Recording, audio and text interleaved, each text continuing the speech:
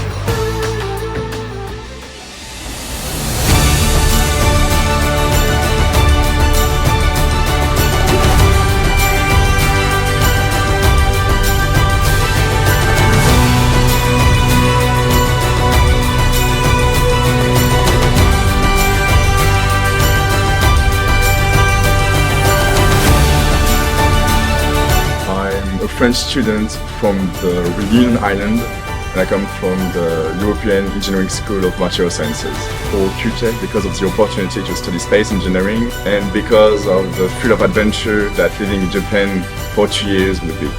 I think it's a great opportunity to meet interesting people from all over the world that come from that have different backgrounds and that come from different fields of science side, but also from the club activities that we have plenty of in Kyutech.